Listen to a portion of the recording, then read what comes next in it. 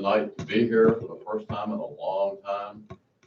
It's nice to see everybody here. This is the first meeting we've been able to get together for a long time.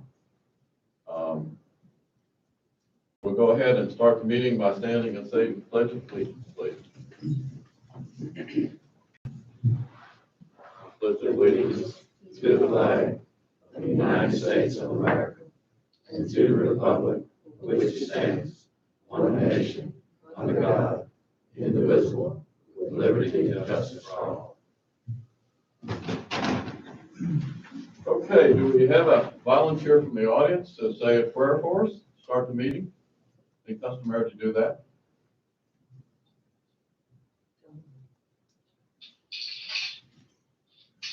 John, why don't you go? Yes, sir.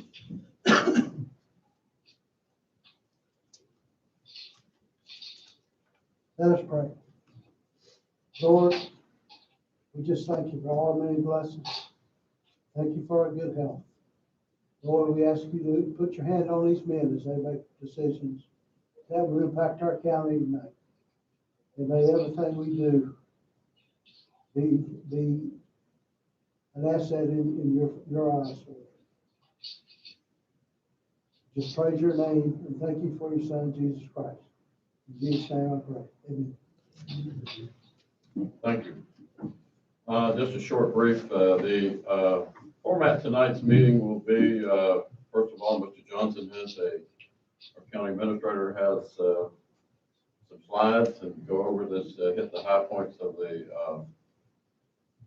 annual budget for 2022. After that, we'll have a short period where the supervisors can ask questions.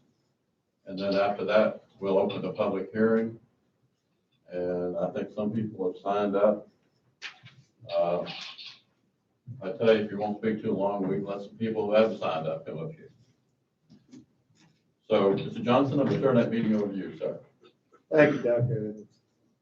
Evans.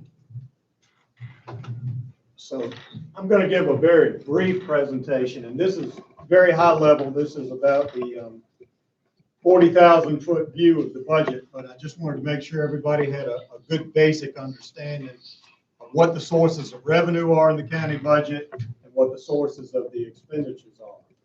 So as I think everybody in here probably understands, we have three different revenue streams that come into the county budget. We've got the state revenue, the federal revenue, and then the revenue that we assess and collect locally. So the state revenue represents about 45% of your total budget. In round numbers, it's about $29.7 million. The federal revenue is a pretty minute part of your budget, about 3.88%, and it represents a little more than $2.5 million. And then the local revenue is, in round numbers, about 51% of your total budget, or $33.6 million. Now, on the expenditure side, and those three numbers added together come up to $65,892,986. So on the expenditure side, and I know this table might be a little bit hard to read, but you can see I've broken it down. Obviously, the Southampton County Schools budget, just like every other locality anywhere in the state, is the largest part of your annual budget. The school fund is about $36.14 million. Another $1.25 million goes for school food, and we'll talk about that in just a minute. Public assistance is a little less than $2.9 million. This is the total budget. And then we've got our water and sewer fund, about $4.1 million, and building fund, about $2.2 million. The categories that you see up at the top of that table there are the main broad categories in your budget. General and financial administration, and just for instance, that would include things like Board of Supervisors, County Administration, Commissioner of Revenue, Treasurer, Information Technology, Human Resources. All those things are lumped together as part of the overall general and financial administration. And they account for about $2.6 million. The judicial administration category would include things like clerk of the circuit court, Commonwealth's attorney, victim witness program, those kinds of things. They're all lumped together in the budget, about $2.2 million. Public safety would include the biggest piece of that, obviously, is the Southampton County Sheriff's Office, but that also includes Southampton County Fire and Rescue, as well as some other smaller things, Department of Forestry, those kinds of things. So they're all lumped together in that public safety category, just a little bit less than $10 million.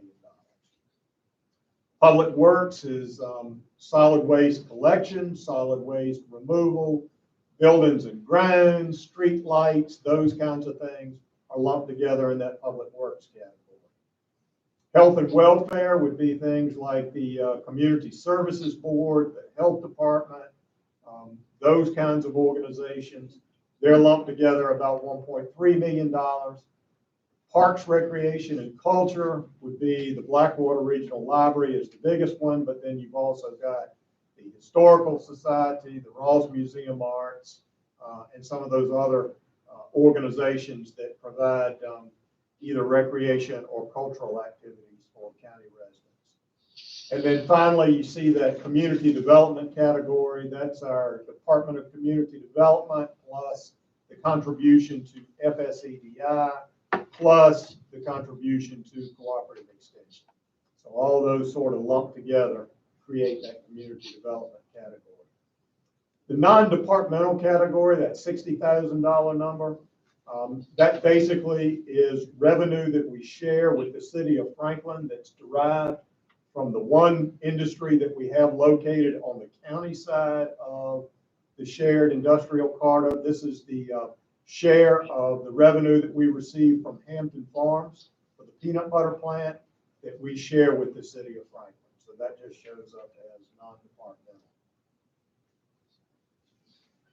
Now, as I mentioned, the three sources of funds, the federal funds, that's the very smallest piece of the budget, less than 4% overall, and 100% of that federal money all goes to Southampton County Schools. The majority of it goes for their federal programs, the Title I programs, some of those kinds of programs. And then also there's a contribution that the federal government sends to help support that school food program. The board here has no discretion in how those funds are used. They simply pass through your budget. You all are the custodians of those funds, but you don't have any discretion in how those funds are expended. The state funds work very similar. The vast majority of state funds are done what we call categorical funding, which means the General Assembly is gracious enough to send this money to help support certain county offices and organizations, but they don't give you all any discretion in how that money is used. So you can see of that overall $29.7 million that we expect to receive from the state, the vast majority of that is earmarked specifically for Southampton County Schools. Almost $22 million goes to Southampton County Schools, all state revenue. Board has no discretion in that. The next largest beneficiary of state funds is the Sheriff's Office. We receive about $3.1 million that are earmarked specifically for the Sheriff's operations, and that's both law enforcement, court security, as well as the jail side of the Sheriff's operation. So all of the Sheriff's operations sort of lumped together, state funds about $3.1 million. Next on the list in sort of order of benefit is the Department of Social Services. They receive just a little bit less than $2.5 million in state funds. And then you all may remember this mandated Children's Services Act. We hired our own full-time coordinator, I guess last year, maybe year before last. We had our first full-time, and you can see one of the reasons why. You can see that this program, which is a mandated state program, is now up to almost $500,000 in providing services for those children. Next on the list is the Commonwealth Attorney's Office. about $458,000 in state funds received. Clerk of the court is next at $340,000. And then the category that you see highlighted there, non-categorical, that's the one source of state revenue that you do have some discretion in. That basically just comes right into your general fund, and you can apply that to wherever you see fit. So that $223,500 is yours to figure out how you want to spend. Then you've got the jail costs, the victim witness program.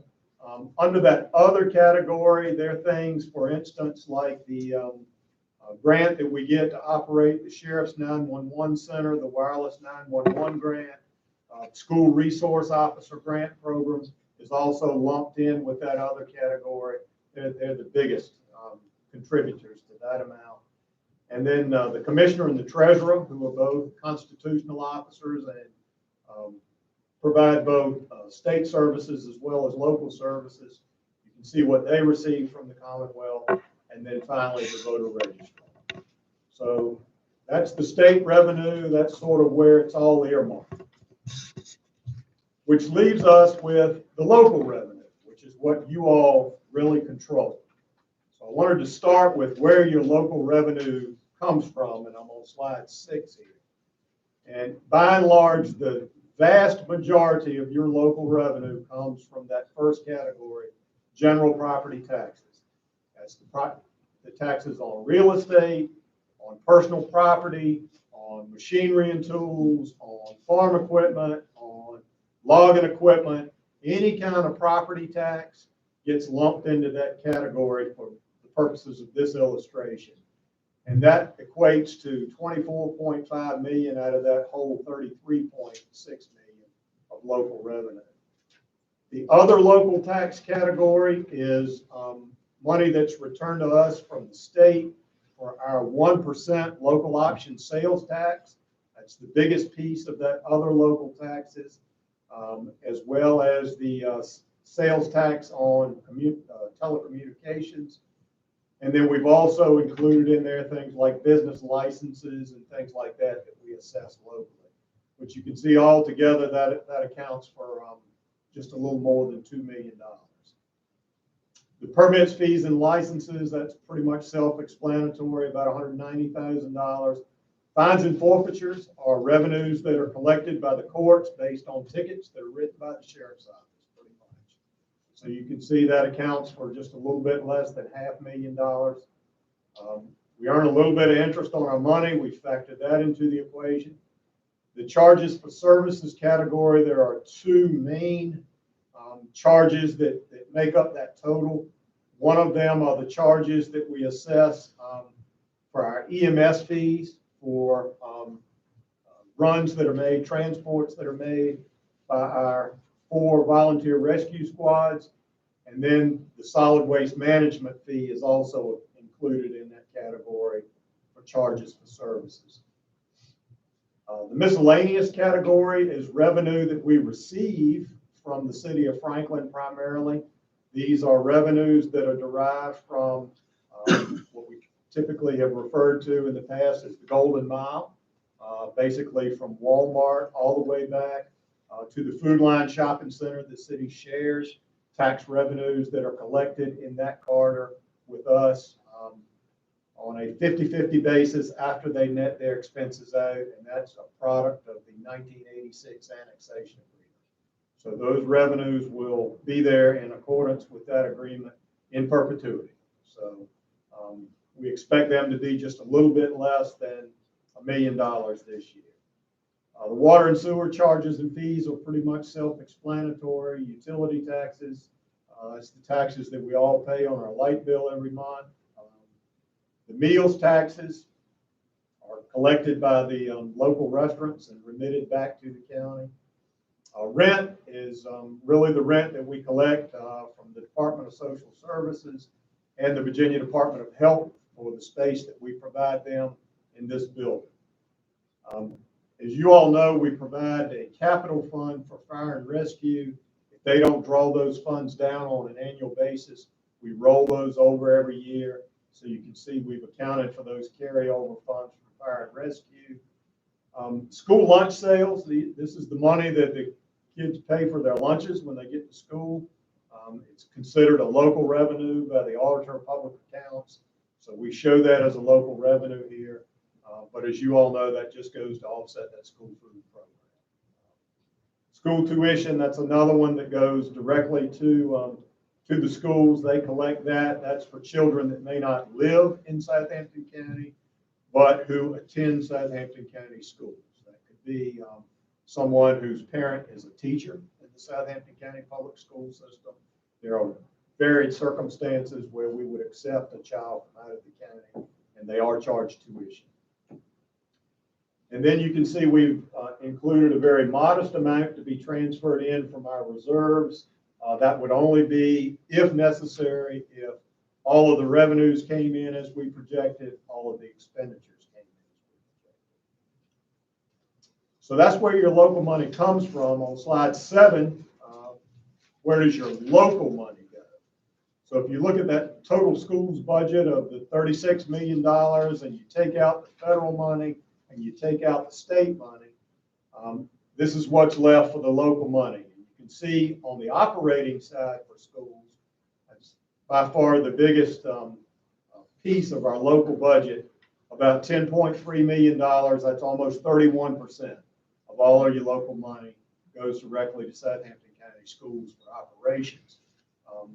Just down a little bit in that table, you'll also see the school debt service. And that's where we pay the notes payable on any of our school buildings. That's another $2.2 million that we pay for those notes with. So you have to add that into the school budget altogether. Those two numbers come up with our local appropriation to schools, which is in round numbers this year, a little more than $12.5 million. After schools, the biggest expenditure that we have is public safety. This is the local contribution to the sheriff's office, local contribution to fire. This includes our EMS contract with the city of Franklin, which provides 24/7 coverage at all 4 of our volunteer rescue squads throughout the county. All of those are included in that number. And that whole category is about $6.5 million, or about 19.5% of your local budget. We also have debt service on things not related to schools. Water and sewer debt service. We've got debt service on, for instance, the Turner track. We've got debt service next year, starting with the courthouse. Those kinds of capital projects that the county has undertaken that are not related to education or are included in that non-schools debt service category. And then I broke it down into these same categories I talked about earlier. In your general fund, the general and financial administration is a little less than 6.5% of your budget. Water and sewer operations is about 5.7%, and you can read on down the table there. Again, the table is sorted from high to low, so you can see exactly where your money goes. And this is, again, it's only your local money. This is taken out the state and the federal money. So put another way, this is your local dollar. All those categories, general financial administration, judicial administration, public works, those kinds of categories are all lumped into the general fund. As far as your local money, that accounts for about 41.33% overall. Almost 31% goes to operation of schools. School debt service is another 6.7%. You can see a very small piece goes to that school foods program. Again, that's the lunch money that the children bring with them to school. Water and sewer operating is 5.69%. Our capital projects, 2.39%. And then our local contribution to public assistance or social services is only about 1.2%. So just another graphic of where your local money goes.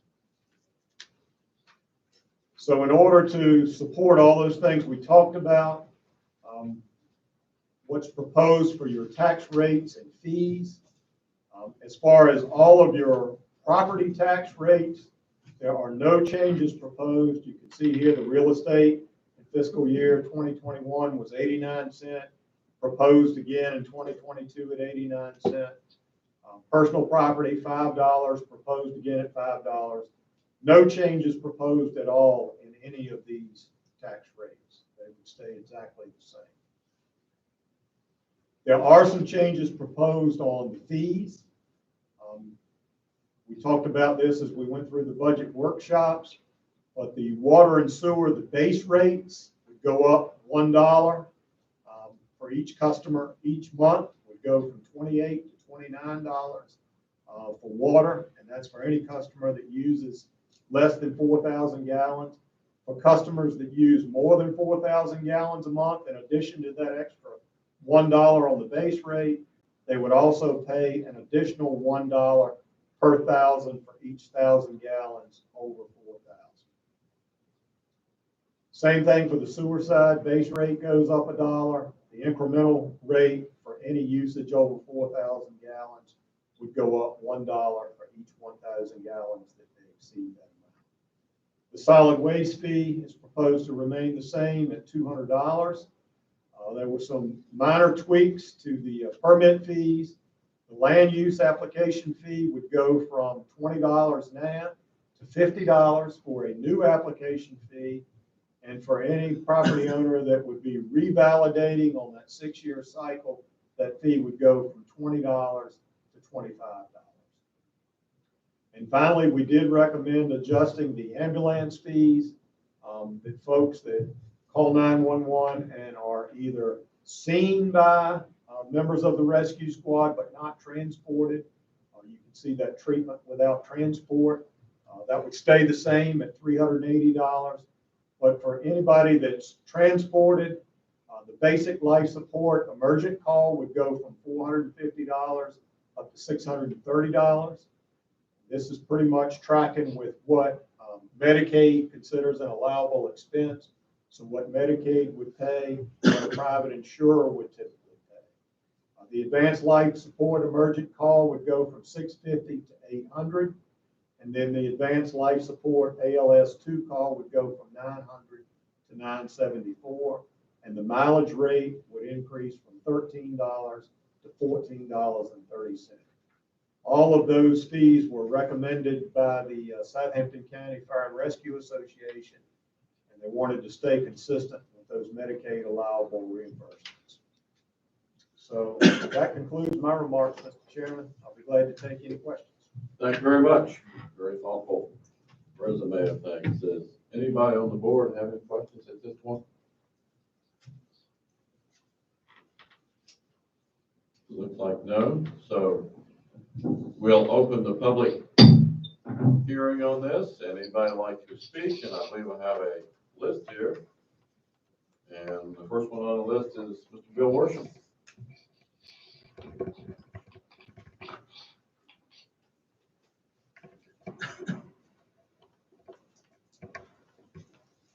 Good evening.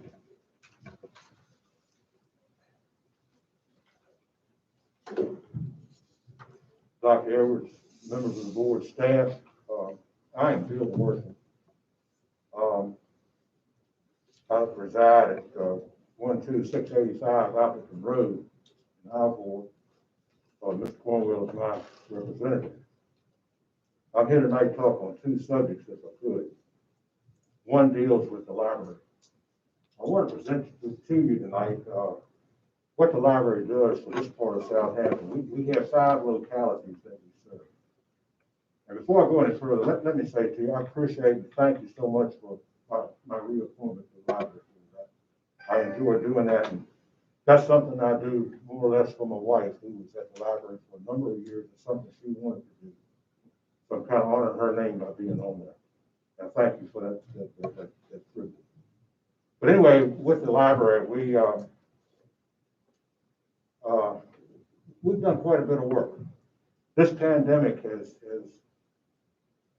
provided for people through our library the means to seek things that they otherwise couldn't seek. I'll give you some figures.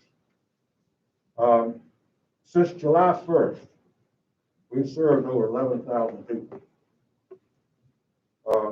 those 11,000 people have checked out somewhere in the neighborhood of 25,000 books.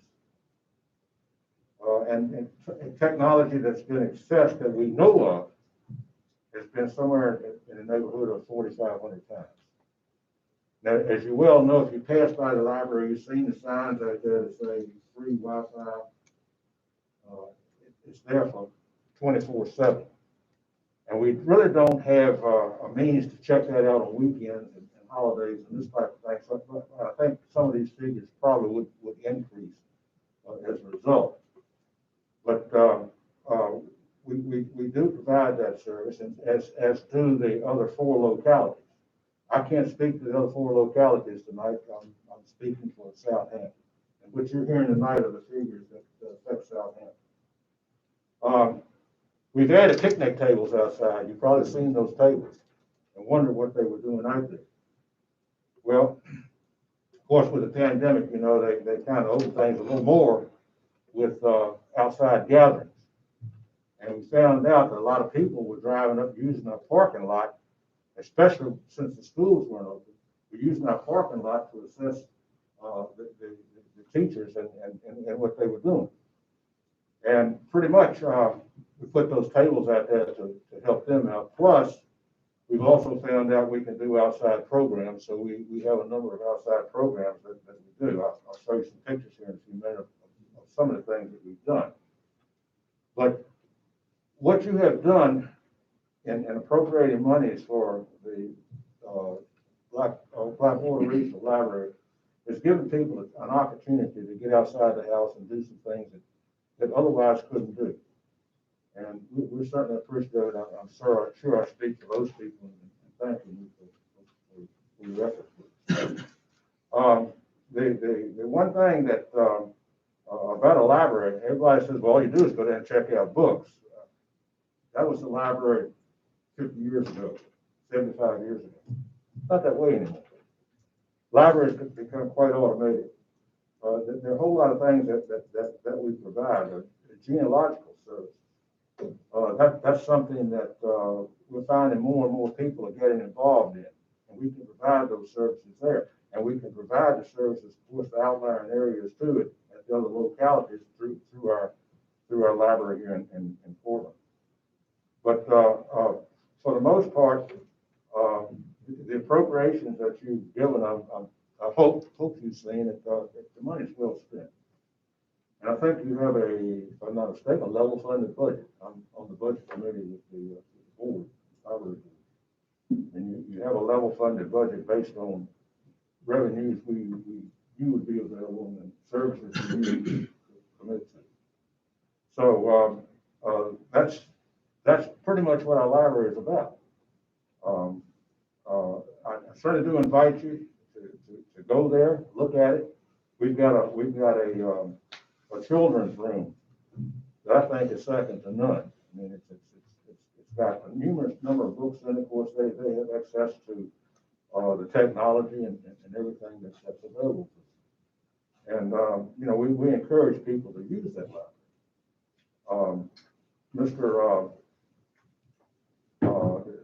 The director of our library is Ben Neal. He came to us, has been with us about, I guess, maybe 4 months. The previous library accepted a position somewhere in Maryland, and Mr. Neal came to us. He has done numerous things. I marvel at the way he handles figures. He's a numbers person. And as a result of course, we have, you know, we can do so much more knowing what the numbers are and where we stand. When the libraries had to close down like everybody else, and we're allowed to open, we were allowed to open as well as anyone else, if not better in some cases, and that's throughout.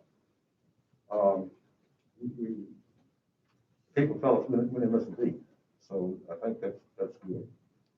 So basically, what we have are the programs, and I've got some pictures here. I don't know whether you'll be able to see these, but I'll share them with you. This is my agenda for Wednesday's meeting, but there are some pictures here where we're using the library. As you can see, these are the tables that we purchased. You can see the kids around those tables working. And you can also see what happens with the activities we have going on. These are not just activities where you go and pick a book up and sit down and read. I mean, these are hands-on type of things these kids can do. And the other part of it is, of course, we have what we call a library story walk. And that's, I think, has been pretty well met. And we also have a springtime scavenger hunt that we're going to do. Kids like that type of thing. And if you get kids involved in the library, guess what? You get them involved in education, get them involved in school. I can tell you that from 43 years experience. Once you get them opening the book, then you've got the kids captured. But for the most part, you know, we have story time kits that are going on. The other day I went by the library and I picked up a kit for my granddaughter, craft kit for children, and she just loves those things. She sits there and little fingers going, you know. I'm sure other children do the same thing. And you know, our address is to try to get the kids involved in some type of learning, and that's what we have to do today in our society. We have to keep children involved in learning. We don't do very well as a society. But for the most part, as you can see, the monies that we've got has been pretty well expended. I'm very, very pleased to announce to you tonight that I feel very comfortable with what we're doing as a library. If you have any questions, I'll be glad to answer. Now, the other thing I want to talk to you about, I'm not sure how to talk to you about this. It deals with broadband. One thing that I as a citizen came to find out as we got into this pandemic was there are outlying areas in the county that we were trying to serve through the school system. I'm on the school board too. But we're trying to serve those folks, and our IT people were doing everything they could possibly do to bring service to those outlying areas. In some cases, we couldn't do it because there were dead spots. If you ever try to use a cell phone in several places, you know what I'm talking about. I can take you down one road. I think Mr. Fulton knows what I'm talking about. We're gonna be talking on the phone, and the phone goes out 5 or 6 times. That's part of it. But the other part of it is when you're online and a teacher is doing her best to teach you online, and all of a sudden the transmission goes dead. I think that's because of the lack of transmission. And as I understand it, and please correct me if I'm wrong, I understand that some things have been done. I think there have been some towers that have been presented out in the Cornish Church area, I believe. I think that's right. I think that's what I understood was told. If that is, we appreciate that. Thank you so much. Millfield Road. Right, I in that area all that. But basically, you know, as we have those towers out there, I know they got to be paid for. I understand there's possibly some grants out there that you folks are looking into to provide that. And I would say to you as a citizen that if you can hustle that along a little bit, it certainly would be helpful to your constituents out there. And it certainly would be helpful to towns. And if I hear correctly, this may not be the last pandemic we all realize. And if that happens again, we want to be prepared. So if you can look into that broadband and see if there's something we can do. I think Surrey County is using grants to do theirs. I've got a friend up there was telling me they pretty well put theirs together with grants.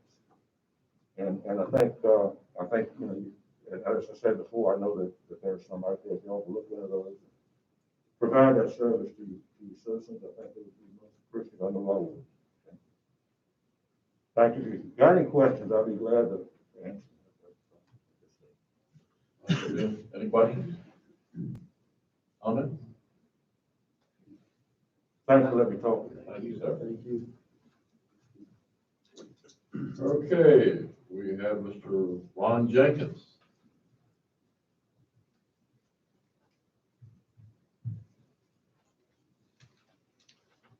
Good evening, Mr. Chairman and members of the board, staff. May I approach and hand out what I'm speaking to tonight? Sure, thanks.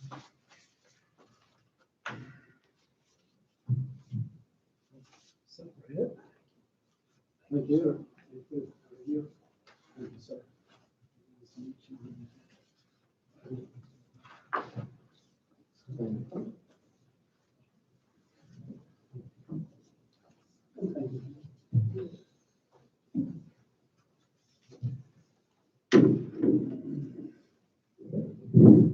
My name is Ron Jenkins. I'm the Executive Director for the Virginia Loggers Association. My wife and I reside in Goochland County, but we serve small family-owned businesses and some larger mills across the Commonwealth. And tonight we're here to represent Southampton County loggers. They are also known as forest harvesters. They are part of the agricultural committee or community. And I wanted to say thank you for the workshop, the budget workshop, through the county administrator and the members of that committee allowed us to come, and several of our logging members here in the county allowed us to speak. You were gracious to give us plenty of time, and we're deeply grateful for that. Now, I do understand that the decision has been made to not make that approval at this time. And I really do understand the reasons, and we respect your decision-making. We realize just how difficult it is to pull all the resources in a county and make things work and balance. However, we also thought this would be a great opportunity to come back and at least explore some more information about this particular unique business that you may or may not know that these things about. In that way, we'll just add to your information. And when we have the opportunity, perhaps you will reconsider our request to fully exempt the personal property and or machinery and tool taxes on forest harvesting equipment. As some of you know, this has already been established in law in 2020 that forest harvesting is part of the agricultural community. But the neat thing about it is that this county is one of a very handful of counties that recognized that fact a long time ago. Because we understand that you already apply the same tax rate to traditional agricultural equipment and the forest harvesting equipment. And we're very grateful for that. So I don't want to come here and ask for you fully exempt and you think we're just being greedy. I think there's some really good reasons for us to be here to explain why we actually are coming back for that. And I would like to explain a few of those things that you may not know. A couple of things, though, that we repeated or talked about at the budget meeting is that one of these factors is that it's well known that logging is a very dangerous job. It's still one of the most highly dangerous jobs listed on the OSHA. Just a unique thing. All of the businesses that do logging are family-owned businesses, or smaller family-owned businesses, not large corporations. But beyond that, so we're not trying to be greedy. We just want to maybe explain a few things that to help clarify the reasons that we are pushing for this throughout the county. And we have 10 counties in Virginia that have done so. Let me clarify that we are not asking for exemption on any of those taxes on trucks or trailers, those licensed vehicles. This is only for that equipment that's used on the forest harvesting site and has no other purpose. You can't take it and clear land for, say, a housing project or something of that nature.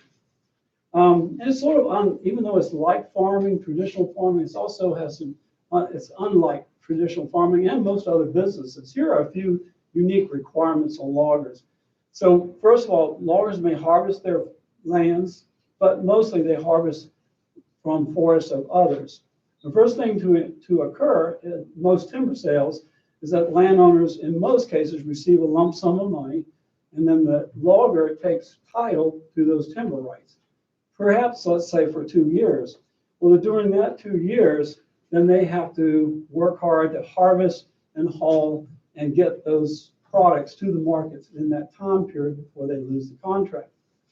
And this is sort of puts this business a little bit at odds. But once that happens, let's say everything works well, weather holds out, markets hold up, and all of that works out. They still have a prayer line kind of open so that we hope that no forest fires occur or insects and diseases come in, or you have a dramatic downward spiral of markets. First thing a logger must do is contact the Department of Forestry. So they have to do that, it's required by law, and they have to notify that they're intending to harvest a tract of land. The department has to come out, make those inspections to ensure that water quality is not an issue on those properties. And if they were to find some kind of problem with water quality, that will lead to penalties or possibly even to shut down the job until something is fixed. Now, once they do that, they also must notify the Virginia Department of Transportation. Before they can put anything on that highway, they have to get a permit and notify VDOT that they will be using that site and entering the highway with trucks. And of course, that's a permit. Sometimes there are district-wide permits, and that helps. But there is a little issue with mud on the road. So if they have any dirt that gets on the road, they're subject to a felonious type of penalty in the statute. So they have to be very, very careful. Usually that means they have to purchase rock and other materials that they can ensure at least remove some of the incidences of dirt getting on that road. And if they do, they have to clean it up. So these are just a couple of unique things we thought we could bring to you about that, but also they still face uncertainties. Bad weather could hold them up for a long time. If they've not finished their contract in this period of time, again, forest fires, insects, all of that, natural events are now on the logger and not the landowner. Market declines, tariff wars, export issues also raise the risk factor. And we all know in business, you want to reduce that risk. The COVID pandemic really caused a hardship on loggers for the first 6 months or so of 2020. So what we're doing is just asking that you consider these variables that you may not have really thought much about. This is unique to logging and also there's uniqueness about traditional farming, but this is very unique. We don't know exactly the amount. We don't think that is a large amount for the county to consider. And we believe that your investment in our loggers will make great returns to the county.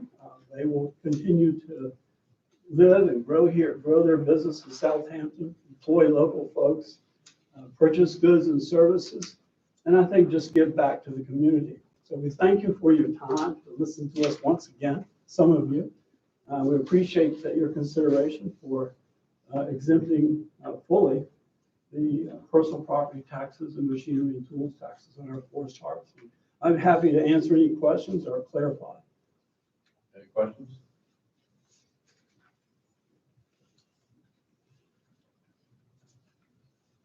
Okay, thank you very much. Thank you, Mr. Chairman and members. Thank you. Okay, we have Mrs. Cindy Edwards.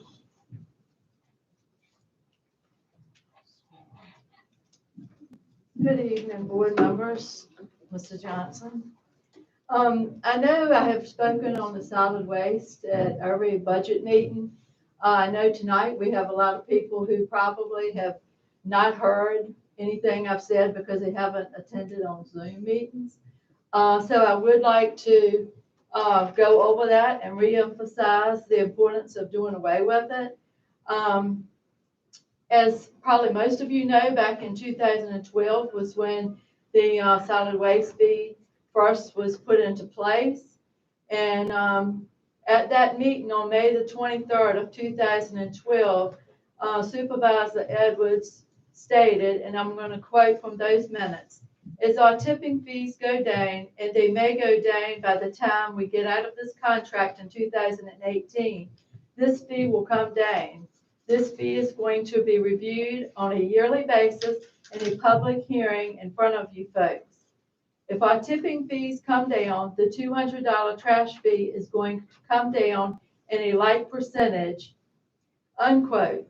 Therefore, from this very statement, the citizens believe that the trash fee would come down or go away, but it has not. Ironically, in the same minutes, Supervisor Updike said, and I quote the statement from those minutes, he said, "Didn't we get the message Monday night that people don't want the $200 trash fee? He thinks it's unfair. He thinks it goes on and it'll never come off. That is not coming off. I promise you that." That was a quote from the May 23rd meetings that Supervisor Updike quoted. So past Supervisor Updike appears to be right. The solid waste fee hasn't dropped, even though the tipping fee has considerably dropped over the years. In 2012, the tipping fee was $145. In 2020, $57. That's a drastic decrease of $88 in the tipping fee over an 8-year period. Yet the solid waste fee hasn't dropped one dime. The citizens are still paying $200 a year. Where has the savings gone? The average tons per month was 694 in 2013, and in 2020, the average monthly tons was 839. So the tonnage has increased a little, but only by an average of 200 tons over a period of 8 years. So where has the savings gone when the citizens are still paying a $200 fee per year? I asked this question previously, and Mike Johnson answered that the savings went to build the reserve back up. Well, I have checked the records, and savings was not put into the reserve every year that the tipping fee went down. Well, that's not what the board had said would happen. The board had said that as the tipping fees came down, so would the fee, and that it would possibly go away. I have spoken with numerous citizens in the county, and all of the people I have discussed the fee with wanted the fee removed or brought down as it was stated that it would be done. If and only additional funds were needed to cover the cost of transferring the solid waste from the dump site to the landfill, they had rather increase the personal property tax. People specified increasing the personal property tax rather than the real estate tax because the majority of the citizens do own some personal property while they may not own any real estate. However, I realize that the personal property tax in Southampton County is one of the highest in the state of Virginia. However, what can we do? We can do what we said we were going to do and not charge the $200 fee or drop the rate, because as high as the tax rate is in this county, we shouldn't even be charging. It's a shame and disgrace to charge $200 tipping fee as high as the tax rate already is. And what do we have in this county above and beyond what other counties have that are charging the same percentage that we are for personal property tax and real estate tax? I look around and I don't see where any other counties have any huge benefits over Southampton. And a lot of counties I've been in and looked around, I mean, we don't have anything above them. They're above us for what they have, for what they're collecting. So it's time to do the right thing. And one of the most important things you have, even if you don't have a dime to your name, is your trust and integrity. And this board, and like I say, not everyone on this board was serving in 2012, but if you don't have trust and integrity, you don't have anything.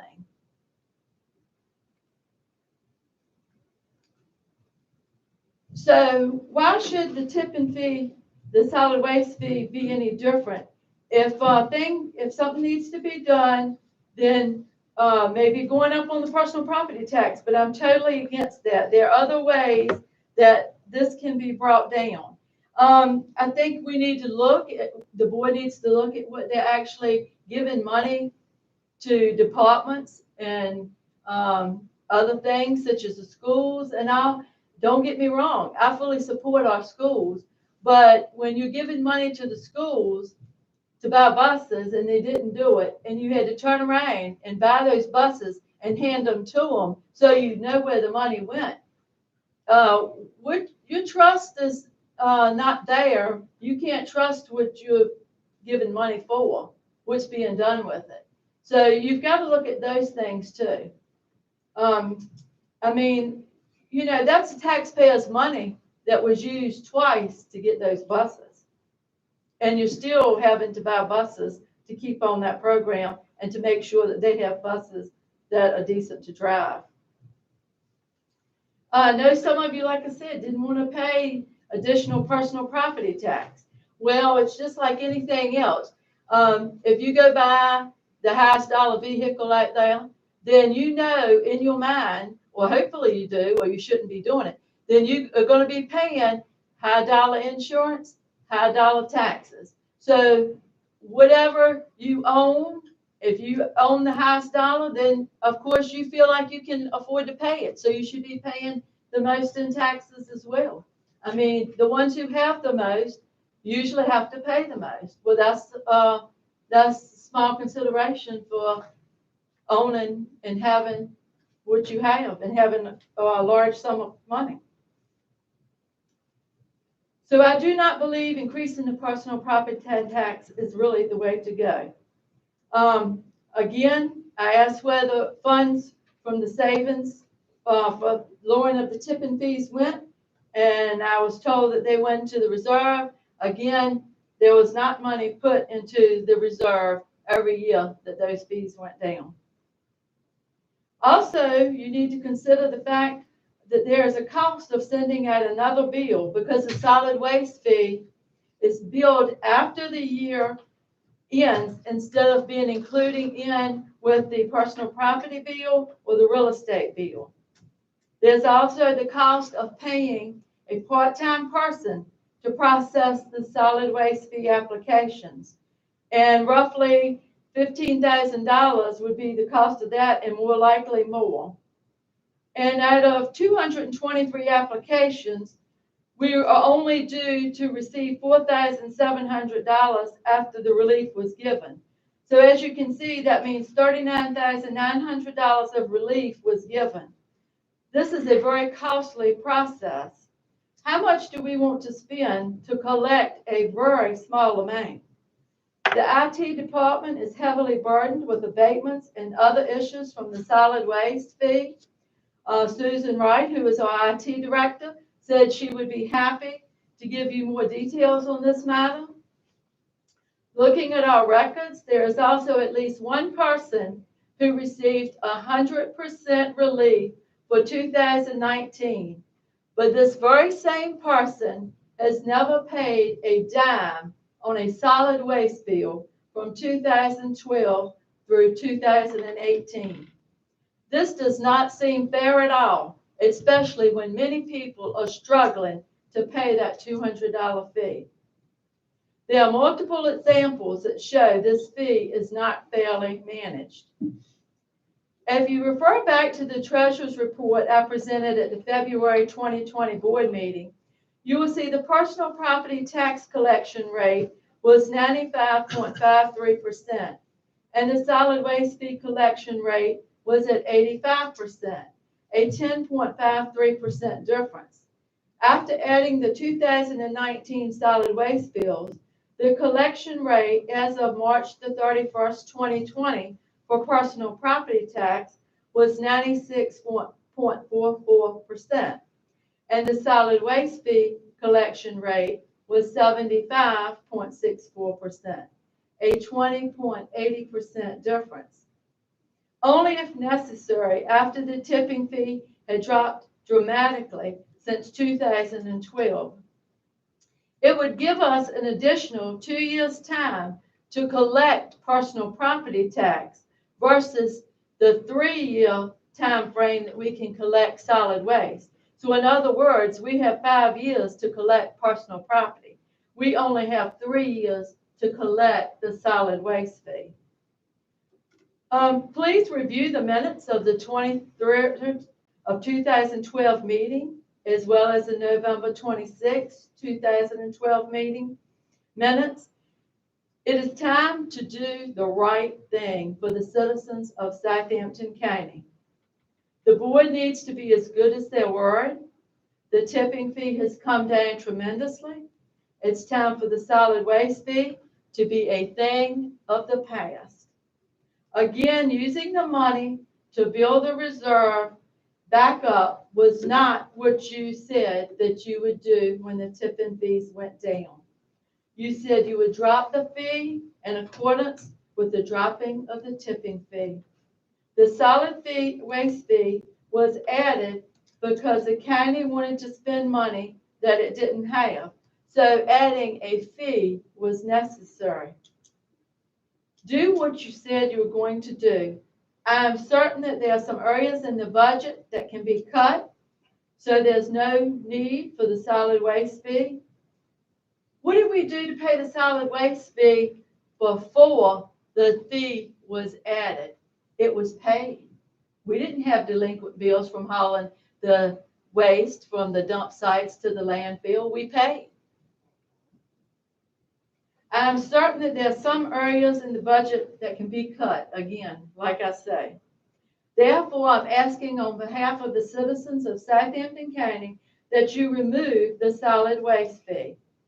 Again, it is a shame and disgrace to charge the citizens of Southampton County a $200 trash fee when the average salary in Southampton County is about $34,000 a year. And it's also a shame and disgrace to not do what you say you're going to do. Again, your honesty and integrity means the most of anything that you could possibly own. Thank you again for taking the time to hear me. Any questions? Anybody have a question? Thank you. Okay, anybody, any comments or questions? Anybody board? Okay, we'll move on. Mr. Edward Artis.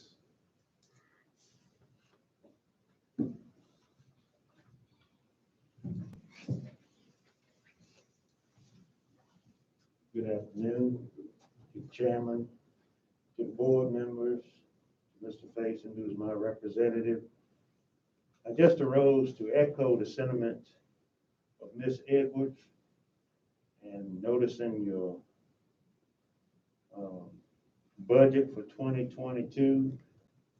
It still looks like the solid waste fee is still in effect. There's an old saying that says an unwise spender and his money don't stay together very long.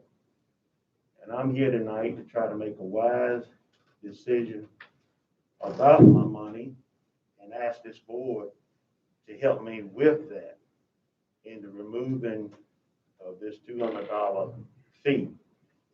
I think the facts have been very well laid out by Ms. Edwards. I want to applaud her for taking the mantle and leading the charge.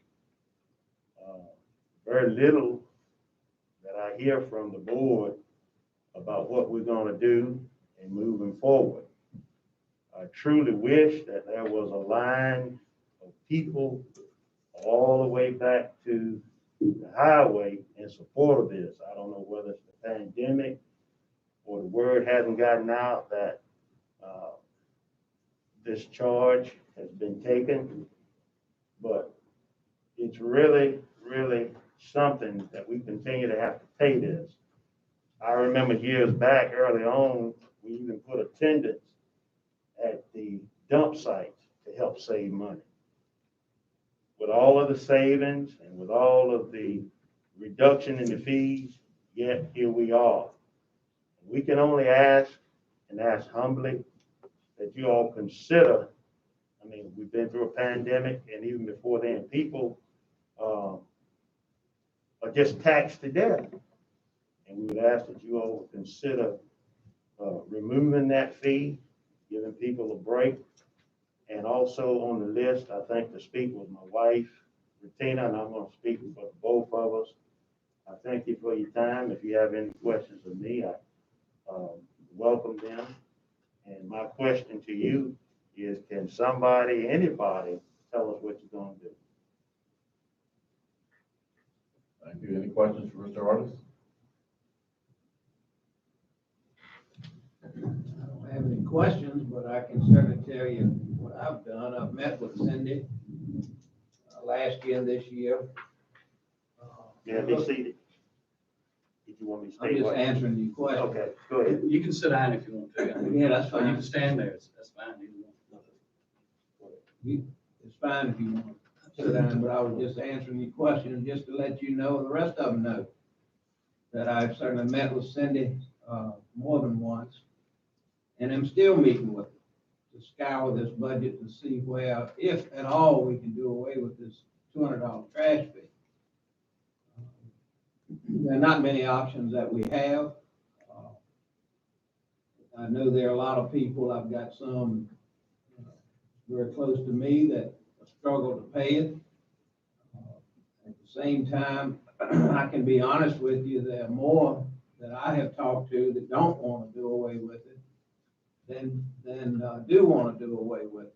So for those reasons, until we can come up with an amicable solution with Cindy, I'm not going to make a proposal without her recommendation, since she has brought this up and kind of championed this cause. I feel obligated to meet with her, and I'm doing that, and I know the rest of the board is concerned about it as well. Unfortunately, the revenue stream has dwindled as far as business is concerned in this county, and we have not been able to do away with it.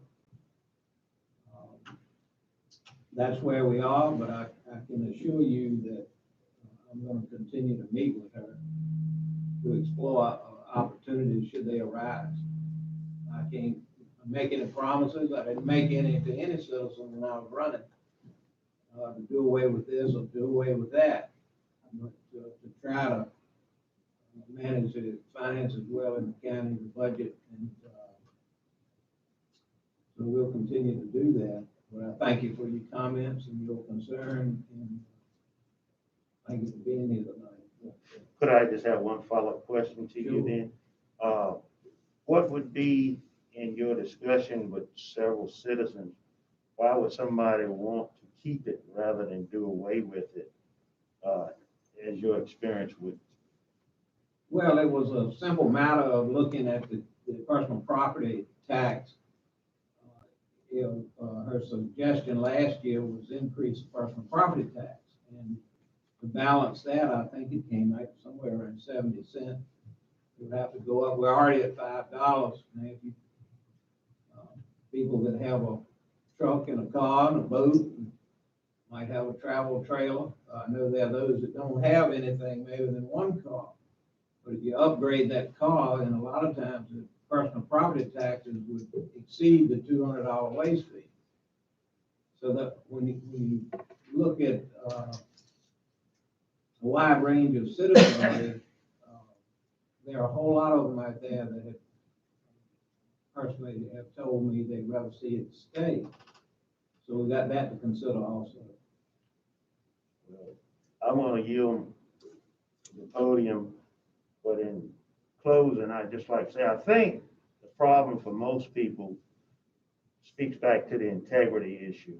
It has been stated and printed that when the tipping fees came down, that the fee would be reduced or eliminated. No clear definition or explanation as to why it has been given. And I think, it goes back to a large part of integrity. And it shouldn't be the citizens' fault that people who are spending the money overcommit themselves and still not be able to live up to their word. And with that, I yield the floor. Thank you. Thank you. Okay, we have Mrs. Regina Artis. I spoke for her, Don. You spoke for her? Yes, sir. Are you sure? I'll know when I get home. All right, we have Mr. John Burchett. Welcome back, John. Thank you.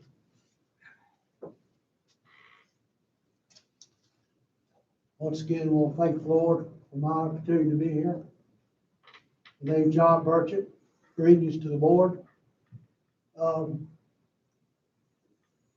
first thing I wanted to talk about is not exactly the budget, but statement I made at the last meeting with that awful, whatever we did, conference call, whatever, which I never got exactly right with, because I never knew whether you heard me or not. But the relations between our school board and our board of supervisors. When the board of supervisors has to go and invoke the freedom of information right to get information, that's not good. And when the taxpayers have a right to know where the money is being spent, if they come up, apparently, what I heard was asked for $1.5 million more in revenue with no explanation at that moment. That's not good. We as citizens and our representatives have a right to know where the money goes. Enough that being said, if we have conflict between our two leading groups, our children are going to be one that suffers. So we need to think hard, just out of turn, to say no to the $1.5 million. And I know y'all didn't know what it was going for, but apparently, I mean, that's what I got from it. And that's not good. That's not good. But we need to get whatever it takes to get to Chris and all the rest of you. Chris, I saw your name in the paper. That's why I saw I speak to you. We need to get this fixed. And maybe Mike and Dr. Evers can get with the superintendent of schools and fix this thing before it becomes a public issue and it gets ugly. Because it will. Because most of you, the 3 of you who are on the board now, weren't here in all the years that I supported the schools. I support the public school because our children are very important. But we got to get our act together. Both groups. It's not one's fault, all fault. It's both of them. If you got a problem, it's always more than one side. And let's see. The courthouse. I'm here to tell everybody here, and anybody, I don't know if anybody's listening online or not, but what we say up here makes a difference. I've been coming to these meetings since 2008, and it's frustrating sometimes to talk to the board, and it sounds like it's just going right over top of their head. They don't, especially these budget hearings, because the decision's made. Before we have this hearing tonight, you've already decided. So, I mean, we're wasting our time as far as the money goes. I mean, it's done. It's a done deal. I haven't, not that I recall, ever remember any change in the budget after the hearing. And that's, that's not good, but that's the way it is. We went from an estimate, from at least 3 years we battled this courthouse. And it went from, started out somewhere around $15 million and ended up somewhere in the neighborhood of 31. I've heard the top 31 and the low 3 years ago was 15 million. And don't ask me any details, I have no idea, but I know that's what I heard. But now we're going to build a courthouse and furnish it without tax increase, I hope, and for $20 million, built and furnished. At least that's what I've read and heard. So it does make a difference in what we say Also, when we stopped giving our money away to the Cypress Cove Country Club, that was another, that and the courthouse got 4 of you guys and ladies in their current seats. Was the issue of the courthouse and the Cypress Country Club money. All right, that's enough about that. I noticed on Mr. Johnson's budget, the Historical Society, we have poured tens of thousands of dollars into the museum in the last, however long I've been coming here. And it's not the first time I questioned. But one thing, and I'm not gonna question tonight, because it doesn't do any good. But what I wonder is, I assume we're doing this because this museum will bring in tourists, and it's good for the county, it's good for the children, and that's fine. But we got another group, the Cherokee Indian Tribe, that I've seen Walt Brown come up here on several occasions asking for board support, and 90% of the time it's thumbs down. I just never could figure. I'm not smart, okay, so I might be wrong, but I think eventually that Cherokee Indian tribe, reservation, or whatever you want to call it, will bring more people to this county than anything else we got. Because I personally, when I go to walk a trail where a murderer murdered people, out of it and call it a good thing. But that's me. I'm different. I got a comment about Cynthia Edwards is amazing. She's holding you guys' feet to the fire, and I love it. It's not about money. It's not about, and I keep hearing this thing about a pipeline. In 2012, I didn't hear anything, if we don't build a pipeline, we're not going to get rid of the tipping, the $200 trash fee. There was nothing said about the pipeline. That came after. It may have been in somebody's drawing boards at the power company, but it wasn't on the board of supervisors agenda in 2012. So I echo her calls, and I can't do it as graciously as she does. To do what that board committed to do and to get rid of that fee. Now, William Hart, you said I haven't talked to anybody who wants to, but that's me. I mean, I know a lot of people, but I don't know these. But I know one thing. If I was a landowner who owned thousands of acres, I wouldn't want to put the real estate tax code in. That's where it's coming from. If you got somebody who wants to keep that, they're worried about their taxes. They're not worried about your integrity. I'll tell it like it is. This is not about integrity on some people. It's about the money. I can afford to pay $200. I don't care, but it's not right. That's probably, I know it's the most hated tax that we've got. In fact, I haven't found one person. Of course, I don't know that many people got money, so that says they want to keep it. And y'all meaning the people who sat in your seats, 2012 said you get rid of it. Do the right thing. William Hart was gracious enough to come up to my house a couple weeks ago, and we talked. He probably got a little more than he bargained for when he came. So I talked about it anyway. How are we gonna pay for it? You guys cut the budget on courthouse from up to 31 million down to 20. And you can't figure this out? Come on, give me a break. I just got a call. William Hart didn't mention what I talked about. I don't know if he said anything interesting. but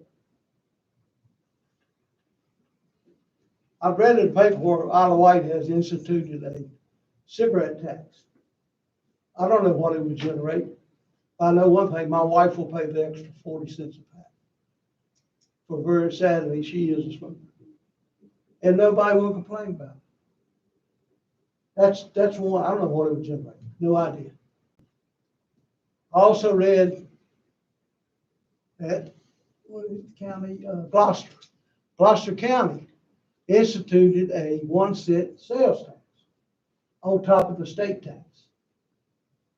Now, I don't know if there's any restrictions. I'm sure Gloucester's not the only county in the state that can do this, but we would get some revenue from people coming down 58 and buying cigarettes and buying whatever, and stores and gas stations, whatever.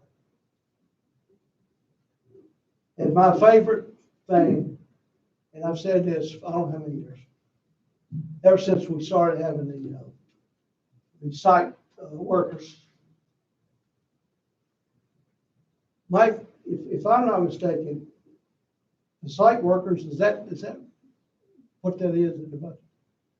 Is that 332,000? Is that right?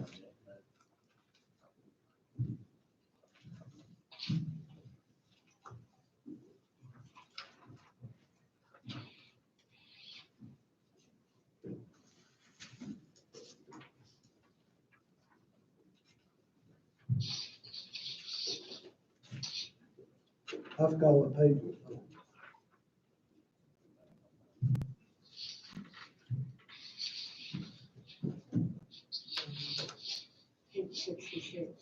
Yeah, I got it. So 332,856. All right, according to what I looked at, that's a $91,296 increase from, Minimum wage went up. all right, this is getting to be serious money now.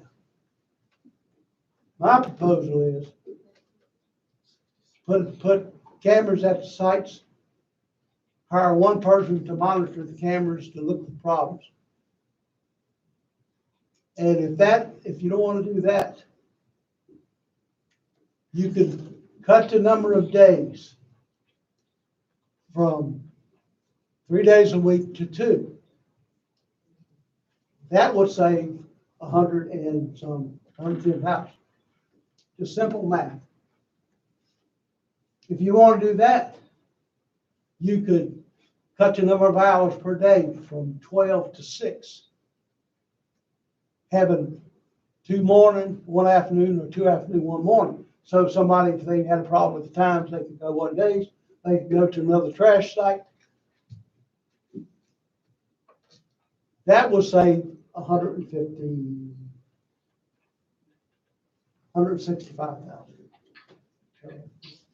165,000. Look, don't tell me you can't do it. I'm not smart. I'm just old dumb John. But if I was sitting, I'm thinking, Lord, I'm not sitting in y'all's seat. You can figure it out. Now, the good thing is, we've already collected the taxes for this year, except in one sentence said won't pay. So we got time. We got time to figure this thing out. You ain't doing it, you won't do it tonight. I know. But because this year we've already paid taxes. I paid mine in November. So, but anyway, but just think about it. You are committed by your former people to do what's right. There was no gas line involved. You don't have an excuse. And I'd love, y'all guys would be heroes. Well, you are heroes in my book. Just think about it. Think about it. And don't say you can't do it, because I know you can do it. Anybody who cut that courthouse from 30-some million to 20, they're not dummies. Thank you very much. Any questions? Hold on. Any questions?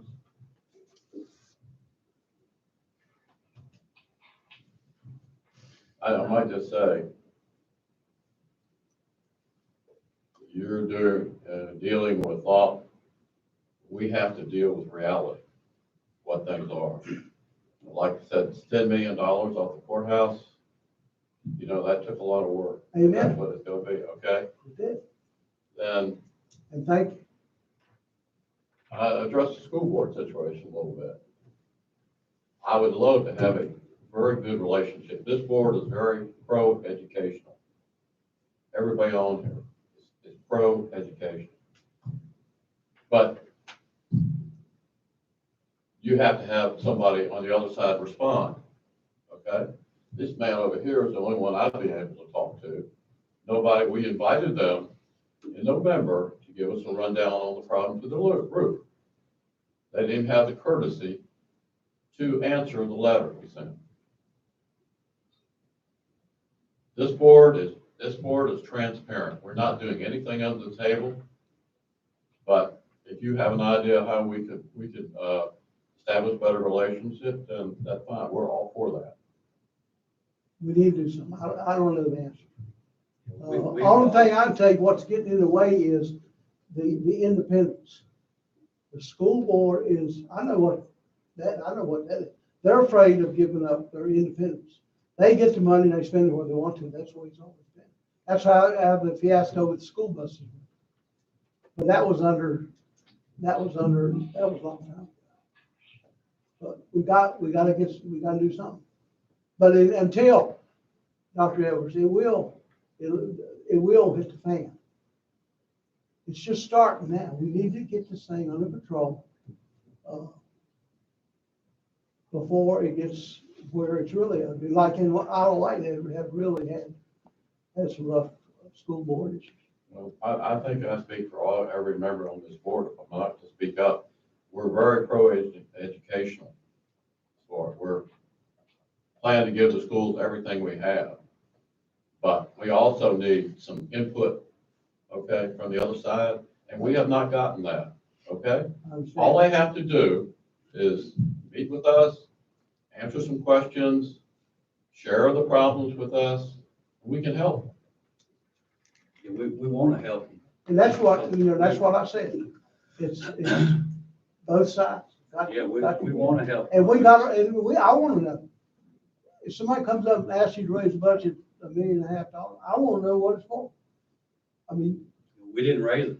You know No, that. oh, yeah, I Okay, you know that. understand. All right, I'll just They make asked, sure. they asked for it. I'll make sure we They stay on raised that. they raised their budget $1.5 million. And then they had to cut it because they'd already committed to level funding. So, but anyway, I appreciate it. Thank you. Any other questions? Okay, I guess that's all the people signed up, isn't it? Oh, I'm sorry, Mr. Updike. Okay, Glenn, It's okay if you speak. you have the floor, sir. What'd you say? I said you do what you please. Okay. Thank you for giving me your permission to do whatever I want to. It doesn't happen very often. I'd like to only say two things. First thing I want to do is remind y'all to look at the seat cushions up here. My butt been run raw on those hard cement, not cement, wooden, but felt like cement. Yeah. And I want each one of you, when you run into the people who donated money to purchase the cushions, they didn't cost the county 1 penny. I think they should be recognized, and y'all should thank the people that donated the money. And I know I sure do.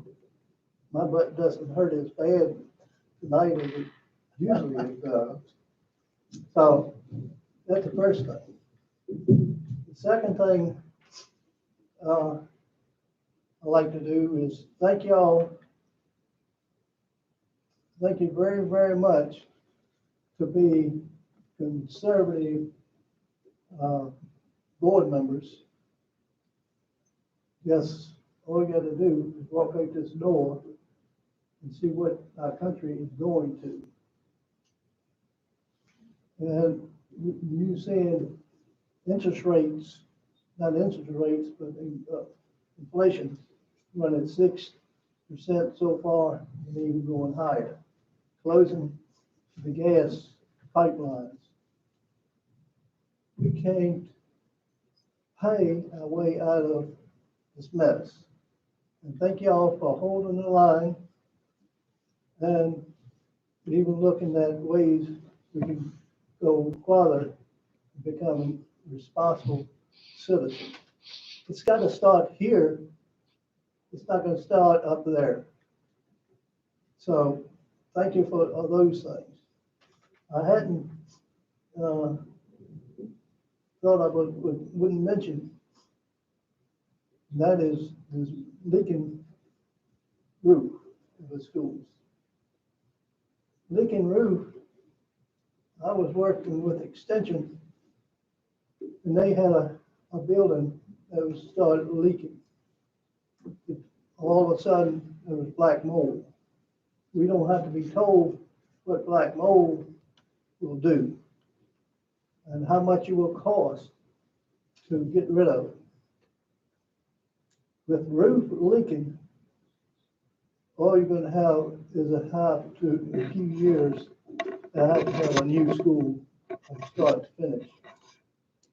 So that is a big, big financial situation we're going to have to face in very short few years if we don't work together and solve this problem. This problem has been going on, I know, for 2 years or more. We put a new roof on, it's still leaking just bad now as it was before we put a new roof. But all that money went down the drain. So I don't know what it'll take to get this accomplished. But I was at the meetings, and when you had the board meetings there, all you had to do was look up around the vets. And around each one of them, there was mold. I don't know what kind of mold, but you could, the coloration of the tile and everything else.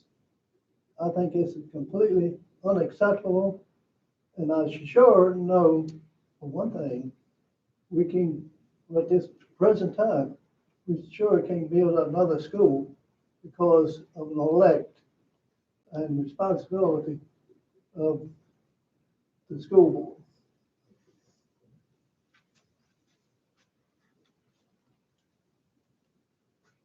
Okay, I've got one comment. I did attend, just for your information, those that are here, the school board meeting,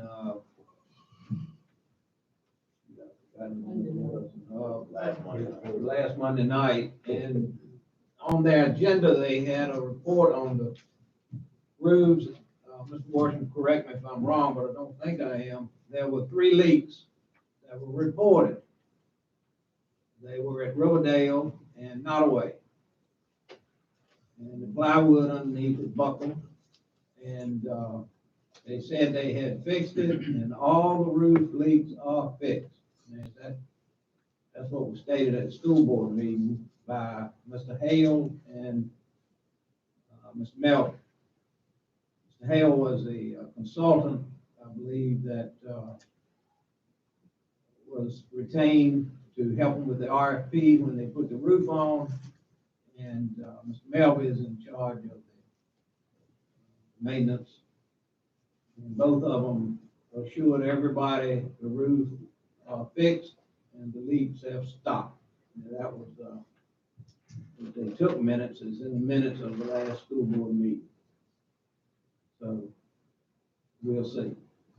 But I just wanted you to know what was said at the meeting. anybody else? That's the end of the list, but if there's somebody who would like to speak, we still have time for you.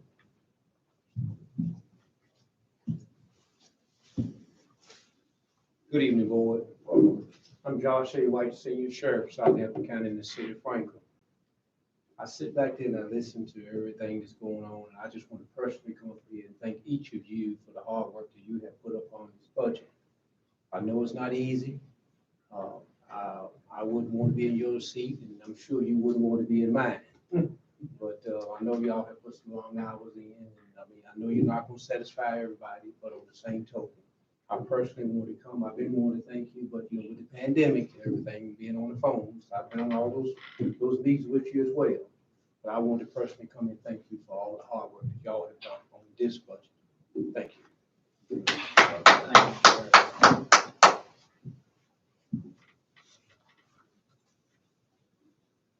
Mr. Chairman, Supervisors, and County Administrator, Mr. Johnson.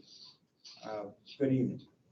I apologize for not being on the list. I thought the staff had taken care of that. But my name is Bob Hayes, and I serve on the board of directors for Western Tide Water Free Clinic, and I'm the vice chair for that board. On behalf of the clinic and the board, we want to thank you for your support since 2007 when we started.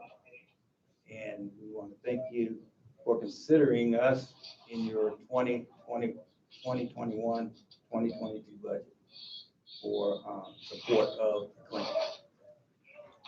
Let me tell you a little bit about what we're doing and what we did in 2020. The clinic, like everyone else, had to suffer through the pandemic, but we kept our doors open and we kept serving patients through the whole time. We did not close at all.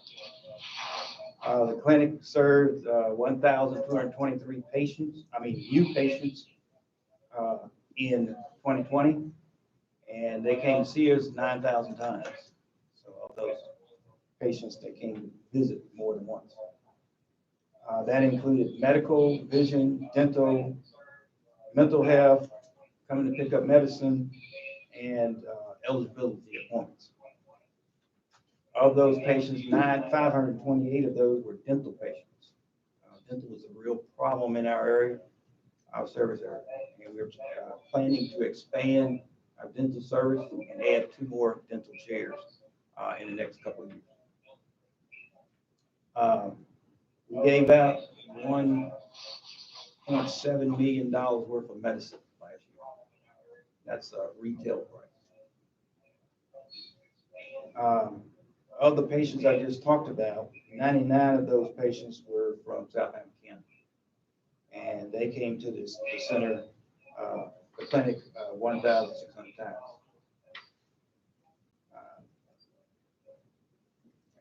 45 of those patients were dental patients. So we had 45 people come from Southampton County to the clinic for dental services. Southampton County is about 8.5% of the patients that we see that come to us every year. Dr. Sheffield is still on our board, and she also volunteers. And she's from Southampton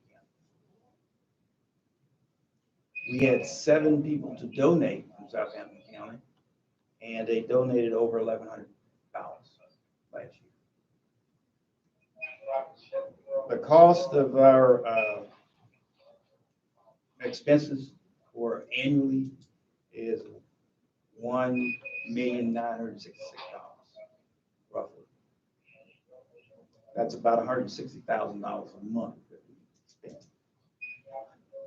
The cost for one patient averages about $1,200. So with that math, if you look at 99 patients coming from Southampton County, we spent $118,000. So again, I want to ask you for your consideration when you're doing the budget. Keep us in mind. And you requested $31,823, $830. We'll take whatever you have to give us. We had some changes this year. Ted Hart, who had been our executive director for a number of years, retired at the end of the year. We now very happy to have Rhonda Stewart as our executive director. Some of you may know her. She was here in Franklin at the Village the village at Woods Edge from 2008 to 2016. She was the executive director there. She is very focused on this area and is going to work very hard to do some outreach in this area and make it easier for people from Southampton to get services from us. So again, thank you very much. Please come out and visit and take a look at what you're investing your money in. And if you have any questions, I'll be glad to answer. Any questions? You do a very good service to a lot of people, and you help them through the hard times and over the humps until they get reorganized. We in the medical profession appreciate that. Thank you very much. We appreciate it. Thank you for coming. All right. Okay, anybody else?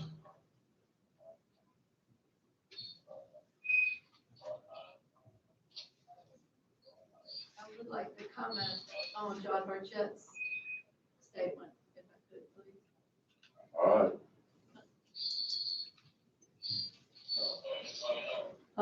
John Which spoke, statement was this? the one about savings from the people who are working the dump sites. Those people have no authority, and they have been shown that time and time again. So where else can you go and get paid minimum wage to watch TV and sleep all day?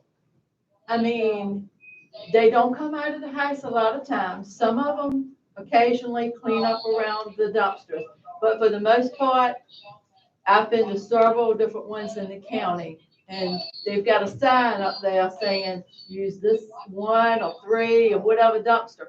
But really, I mean, they're not doing us any service. They're just taking our money pretty much. That's the way we could cut a lot of costs right there, and especially since minimum wage has gone up. The one at Newsom's, they do come out and they offer to help us old folks, because they got a lot of trash. Well, some may, but I have not, well, I'm not old, but I haven't been to any where I have seen anybody, you know, offering to help anybody. Majority of the time, they're sitting in there watching TV. And I had heard that the TVs were gonna come out of those shacks, but they have not. And so they're sitting in there watching TV and napping. When I've been there, I mean, you know, I think there should be honest days work for honest days pay. So I think he's got a very good point on how we could save some money there. Anybody want to comment on that? I'll comment on it. I remember, do any of y'all remember what it looked like before we had a man? The trash dump? You don't remember, do you? Oh, well, I mean, there were some, No, but. it was a total disaster. It was a mess. We had twice the trash. It'd take the county employees about, I mean, they stayed way behind all the time. We can't cut the services on those trash sites. Just can't do it. Plus you got people working shift work. If they need to go empty the trash, they need to be able to do it when it's open. It needs to be open 12 hours a day. You can't cut it now. I've talked to people, a lot of people I know depend on them trash sites. And if we unman them, I guarantee the tonnage will double in 1 year, because you're gonna have contractors dumping roofing materials and everything. That's what they used to do, I remember. Well, when they're not coming out seeing who's dumping, I've Well, seen things dumped that I I know understand shouldn't that, have been but dumped. we've got it under control right now. I go to both of mine in my district all the time, and them guys, they work. They clean up the sites, they come help people, they run the compactor. I don't know where you dump yours at. Black Creek, Unity, Sedley, Cortland, Capron, the I've been ones to I go several to, the guys different work. ones, just to see, and I have been to Newsom. But they And, need to be open 12 hours a day. well, I don't 6 days a disagree week. with that, I just think if they're gonna be paid, they need to be doing something, But majority of the if we day. unman that's- them, it's gonna go to hell in a handbasket. I can tell You know, you. but before this, we started with this, we had as much trash here as Isle of Wight has, and they have 3 times our population. Everybody was coming in here dumping, like you said, contractors, bricks, cinder blocks, old tires. And The tonnage would double. yeah, I think they have saved us a lot of money rather than cost us anything. I think they have cost us, you know, maybe some people might not dump anything because they know some man sitting in that house. But for the most part, I'm not seeing anybody out. And some of them that are working the dump sites are not really capable. I mean, they're doing it because it gives them something to do to get out the house, but they're really not capable of doing anything. I mean, some of them are so old, nothing against age, but they're sitting in there. If somebody came up there, they'd be to knock them in the head because they're really not physically able to defend themselves. I would just say those in Boykin and Branch, I commend those persons who monitor those. They're clean, and I know that they have been incidences where they have reported some things like dumping of building materials and that type of stuff. And I do remember before we had those dump sites looked a lot different from what they do now. So I think those guys that work with those guys do, it's certainly worth what we give. Well, if they were doing something, but all of them are not. I mean, I've been numerous times of the day, and then they don't even come out. So, I mean, if they were really, keeping people coming in from dumping that weren't supposed to be, but I mean, most of them, they don't even come out of that house. That when I've been. I can tell you the empirical data is the waste has been cut in half since those sites are attended. Cut in half. Just their presence. What about presence of cameras being there versus having actual people being there? Do you think that would do it? No. Because that would, because like I say, a lot of them, they don't even come out. Well, I heard you say you've been to Capron. That's the one I use mostly, but also go to Grove when I come to Cortland on occasion just to see. And they certainly clean them. They made an effort to, some of the attendees have been replaced, and I know when I look around the chain link fence at Capron and around behind the back of that dump site, they keep that thing clean now. And I've heard a lot of positive compliments since there was a turnover of personnel. You certainly have. If you haven't been there in the last 6, 7 months, it is really clean. That previously, it was hard to get back to the dumpster so you could back up and dump. It was hard to back your truck up. And one thing I noticed is a sour smell. It's not there anymore. And that tells me a whole lot. The dump site is sour when you drive up. And you smell it in your vehicle. And when you go there and you don't smell it, I only had to open my eyes to look. I know it's clean. So they certainly have improved the case. Well, we have And buzzards Grove. sadly, so it's bad. The smell over there's bad. When we have buzzards, I it's think you'd bad. be a good one to get it right. Well, I'm not gonna stand over there and shoot the buzzards and take care of it. I have a job to do already. I think if they saw you get out with your gun, they'd run. But it's illegal to shoot buzzards, You can get a permit, you can get it from to Massachusetts. use on state property. Yes, you can do it, I did. Buzzards. Yes, buzzards. Maybe we geese, need to give the attendants, Buzzards and a geese. gun then. You can get a permit, you have to go to Massachusetts to get it, but you can get one. A permit from Massachusetts, is good in Virginia. It's a USDA, and that's where the office is. Can I say something? Yeah. I'm listening to the conversation about the dumps. I'm just curious. Would you like to come up front, sir? No, I'm fine here. I know some of the locations have compactors. And I'm not here tonight because of dump issues. I'm here for other issues, but I haul my load or my job is considered by the ton. Could you cut the truck, in half if you put more compactors in? Would it be less? I know that compactor probably it reduces probably by half. Could that be a way of saving? The Transportation. compactors are located at the busiest sites that we have. We've got compactors at Joiner's Bridge here in Cortland. There's one in Boykins, there's one in Capron, there's one in Iowa. So the busiest sites that we have, we do utilize the compactors to reduce the number of trips that we take. Has somebody done the numbers?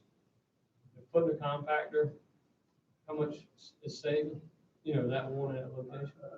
I can't tell you we've done a cost benefit on just doing that, That but may cut the cost down on the travel. Well, we just replaced the one in Joiner's Bridge, and the compact is 45,000, which, I mean, that ain't a huge number, but, it's a lot of money, but, and the yeah. power and everything was already Yeah, there. you gotta put, if you don't have power there, you gotta run all that now. So, yeah, we've looked at it, we've talked about it, man. We're trying to save money. We have looked at that. Yeah. I know that compactor, it's got at least, Yeah, that container holds twice as much. yeah, it's probably 3 or 4 times. It's 4-to-1 ratio. That might be worth $45,000. Yeah, we crunching the numbers. I think they're doing a great job. I think we need them. And I would like, if there's any feedback to them, that this board has a lot of trust in them, they're doing a good job. I don't want anything negative to get back on these people. I know a lot of them, they're working hard. Well, like I said, what I've seen a lot, don't come out of the houses, they're sitting in there all day. But for the ones who are doing a good job, yeah, I commend them too.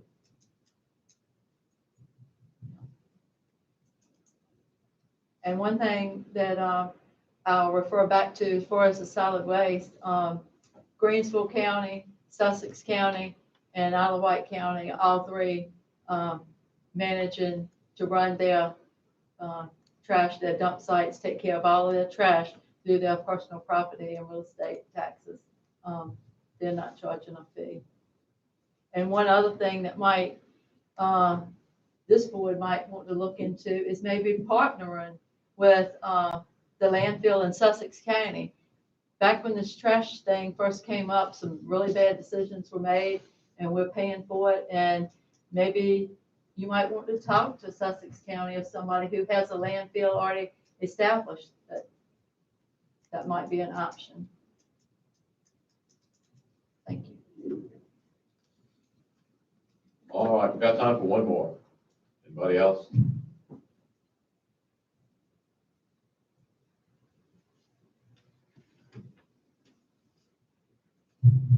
If not, then we'll last call, we'll close the public hearing. Any further discussion among the board concerning tonight's subjects? Well, I'll get started. I'll start on. I know everybody hates that trash fee. I've never liked it. Don't get me wrong. We want to figure out how to do away with it.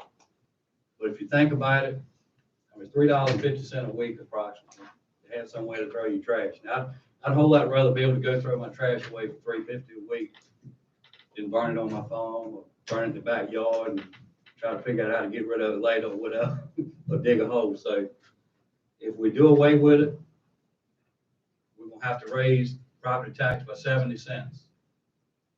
Personal property. So if you got a $50,000 truck or 2 vehicles and a truck, it was worth $50,000.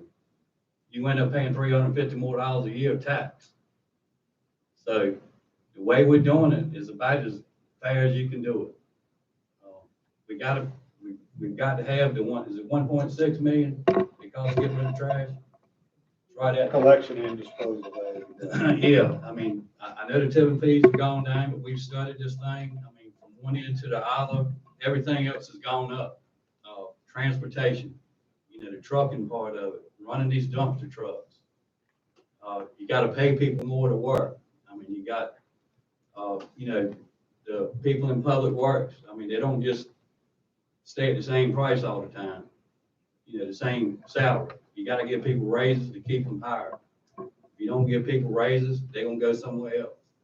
So, I mean, I don't like the $200, but it's the most fair way to do it, to where everybody that produces trash in the county has got to pay their part. So that's my input on it. Have the tipping fee started back up?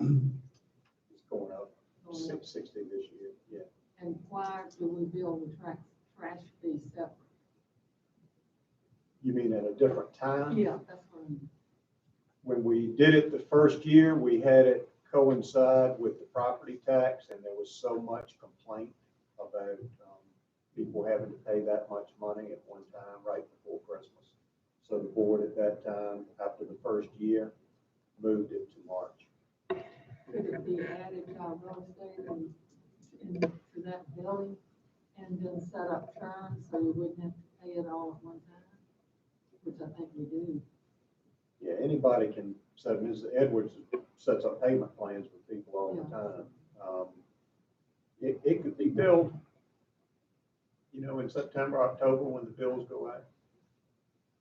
It was that first year, but people didn't like it. Yeah. Did they do it separate this year? Yeah. You did? Just a little, excuse me, go ahead. I paid mine, but another point I forgot to make, I mean, I paid mine, but, I pay $1,300 a month to get rid of my trash at the shop, at my truck terminal. I know that's nothing like a household, but trash is expensive to get rid of. I've got a dumpster behind that shop. It costs me $1,300 to $1,400 a month. I got people from all over the county coming in and dumping trash in my dumpster, but I can't police it. So we've got our dumpster sites policed. So we're saving a lot of money by having these sites manned. So I'm just telling you, trash is expensive. Can I make a comment about the reserve versus? Let me just say one thing about the personal property tax. If you look at state, 95 counties, I believe there are 95 counties, we're number 5 from the top already. There are only four counties charging more than we are. Now, I can't see this personal property going up for a long time. I'd like to make a comment regarding the reserve fund, which the monies come in, go into the general fund. And the citizens of Southampton County, I think, would like to know that when the courthouse project, when the bond was sold, I don't know if this has been brought up at a previous meeting or not, but it was a very strong bond sale for a county our size. There were 10 bidders. One of the things that helped that bond sale, and the numbers came in, I think it was, when it was all said and done, $1.64 for the courthouse project. Right. Which, October of last year, we were all sitting there hoping we could sell them in October because the interest rates were very attractive. But Davenport acknowledged that it would have to be after January 1st. And when they were sold, they came in low enough to keep this budget without raising taxes and include the courthouse project in it. But a big determinator of that was the reserve fund that this county had. And that was a benefit to every citizen in this county that owns any real estate, for sure, or any other property that might have to increase to pay for this courthouse if we couldn't have got it into the current budget without raising taxes. But I wanted to make sure everybody knew what that reserve fund did for them. And of course, I got to give the good Lord credit where credit is due. I told Mike, I said, God's got to get the glory in this thing, because if man could do it, we'd all be billionaires. We'd have been in the bond market business, for sure. But to work on a project as long as the county did, and on the very day that sale, they were as low as they've ever been, and the next day they went up. So if you don't think the good Lord is looking out for you in Southampton County, you're sadly mistaken. And for one, I really thank him and give him the glory for doing this for our county, because Amen. man wasn't smart enough to pick that date, but it was picked way ahead of time. And I just wanted everybody in here to know that, but to also know that the reserve fund was a big factor in that study. Anybody else? Any comments? Jason? Well, I certainly listened to people tonight, and one thing I was thinking about Mr. Ron Jenkins and his comments about the log. Now, he was requesting that not that all the taxes, but just a portion of it. How would that affect things, that part he was talking about? So the dollar value that comes in based on the assessed value of logging equipment brings in $109,849 annually revenue. So it's a pretty small piece of the revenue stream. The problem that you have is you've always wanted to maintain equity between the log forest harvesting equipment and the agricultural equipment. The agricultural equipment brings in about $450,000. So it's a policy decision this board can make, but if you exempt the harvesting equipment, be prepared for the farmers to be here next year asking for the exemption on the farm equipment. And that would have a much more significant impact on your revenue stream. Motor carriers will be next after that. Anybody else have any comments? Also, the tipping fee. Now, it was pointed out by Ms. Edwards about the administrative costs in administrative fee, as far as having to hire a person and all the IT considerations and all of that. Now, after we collect the fee, how much goes into that administration? So what Ms. Edwards is referring to is the relief program, the administration of the relief program for people that, based on their income and their net worth, may be paying a disproportionate share of what they can afford. So back in 2012, when the board set up this program, they said, we want to set up a relief program for people that are entitled to relief because they simply don't make the money to pay the fee. Well, that's expensive to do. It requires filing an application every year. It requires somebody to go over that application, to make sure that they've reported all their income, to make sure that they've reported accurately what their net worth is, and determine the percentage of relief for which they are eligible. So we've got one part-time person that does that. The part-time salary for that position is about $13,000. And that person works, usually comes in August to February. Part-time. Okay, and from the tipping fee, how much does the town realize from that tipping fee? I'm not sure I understand that. How much, the $200? Oh, how much does the $200 bring in? Exactly. A little over $1 million. 1.2. It varies year to year. I'll tell you what's in here this year.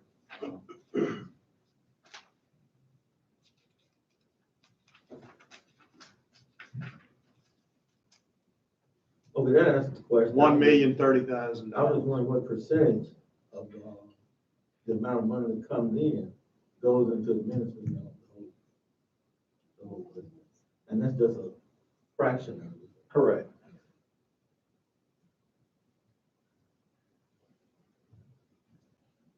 Before we adjourn, I'd like to say, people of Southampton County, have to realize that a lot of our employees here worked hard on this budget, extra hours with no pay, no overtime.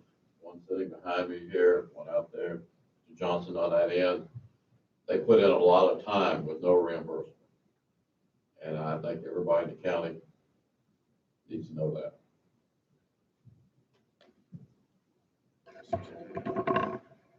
Yes, sir, go ahead. Mr. Burchett, I echo your sentiment wholeheartedly. need to foster our relationship, make every effort necessary to work together with our school board. And it's important for everybody here in the room tonight and listening online to realize that we have a seat at our table set for them. And we just need for them to come sit at it in order for us to be able to continue to foster that relationship moving forward. Because this board wants that to happen. The invitation is there, the table is set, the seat is there for them. We just need for them to join us at it, moving forward. Our budget, I think the takeaway that I would like people to realize with this year's budget, as well as last year's, as far as the work we've done to try to be as fiscally responsible with our taxpayers' dollars as humanly possible. Last year, we saved around $250,000 out of the budget to include a 10% pay cut for all of us, trying to bring the cost down for the taxpayers. We did that last year. This year, we're building a $20 million courthouse and not raising taxes by a cent. I think that's pretty profound, even if we couldn't find the $200 dump fee in the weeds anywhere. Trust me when I tell you we look for it.